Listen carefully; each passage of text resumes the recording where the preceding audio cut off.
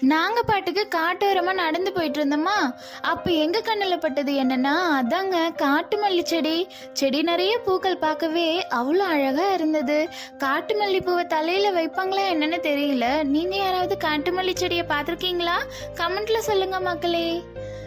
அதுக்கப்புறம் அந்த செடியை பார்த்துட்டே ஸ்கூலுக்கு கிளம்பிட்டோம். நாங்க நடந்து போயிட்டு இருக்கும்போது கிளைமேட் அவ்வளோ சூப்பரா இருந்தது. ஸ்கூலுக்கு போயிட்டு ரிட்டர்ன் வந்து பார்த்தா காலையில பூத்த ரோஜா பூவெல்லாம் அப்படியே என்கிட்ட வந்து என்னை பார்த்துட்டு அப்புறம் உள்ள போன்னு சொல்லுதுங்க.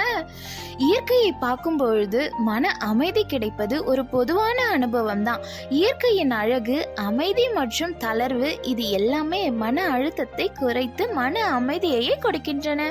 இயற்கையின் சூழலில் செலவழிக்கும் போது மகிழ்ச்சி மற்றும் நல்ல உணர்வுகள் ஏற்படுகின்றன. கொய்யா மரம் இப்பதான் பூ வச்சிட்டு இருக்கு. பழம் பழுத்ததுன்னா கண்டிப்பா வீட்டுக்கு கொடுத்து அனுப்புற மக்களே. கொய்யாப்பழம் சாப்பிடுவதால் நோய் எதிர்ப்பு சக்தி அதிகரிக்கும், இரத்த சர்க்கரை கட்டுப்படும், செரிமானம் மேம்படும், சருமம் மற்றும் பார்வைக்கு நல்லது, உடல் பருமனும் குறையுமாம். என்னோட வீடியோ பிடிச்சிருந்தது அப்படின்னா லைக் பண்ண மறந்துடாதீங்க மக்களே. டாடா பாய்.